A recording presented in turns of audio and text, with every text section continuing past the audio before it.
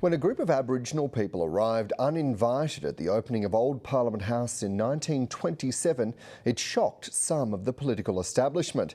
They had gathered for the formal ceremony presided over by the Duke and Duchess of York, and the presence of two Wiradjuri men was unwanted by authorities. But others stepped in to ensure their voices were heard by the future king.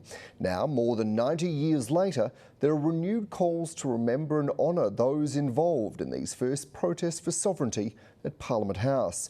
And a warning, this report contains the images of Aboriginal people who have died. Jimmy Clements was better known as King Billy for his leadership role for the Wiradjuri people. We walked from Brungle to Canberra to Parliament House to approach the King at the time for Aboriginal sovereign rights. History remembers that clarion call, but he wasn't alone. Fellow Wiradjuri man John Noble, better known as Marvellous, also trekked with King Billy to the opening ceremony. So they did this together. It was a joint effort.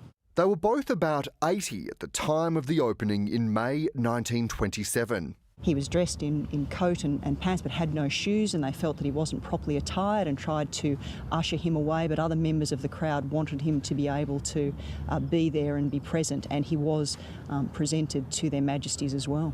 Just what was discussed in that meeting remains a mystery, but the message was clear. That we are important people, these are our lands, and we have a right to stand up and be counted and be heard. King Billy and Marvellous clearly struck a chord at the time, with calls for a statue of them to be erected. 93 years later, and those calls are being renewed by one of King Billy's descendants, an historian and Ngunnawal elder Carolyn Hughes. They tell an important story of Australian history that belongs to everybody. The idea of having that recognition is, I think, quite marvellous. United as they were in life, after their deaths, King Billy and Marvellous were treated very differently. Historic records show King Billy was buried on consecrated ground inside the cemetery. I think if he was baptised, that probably was a relatively rare occurrence. But Marvellous and fellow Indigenous leader Nellie Hamilton, known as Queen Nellie, were laid to rest outside the cemetery. The reason why remains a mystery. Now, though, they're being remembered together again, with a trail or trek suggested following their historic journey to Canberra.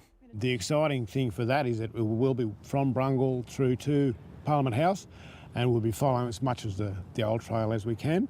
A step towards proper recognition.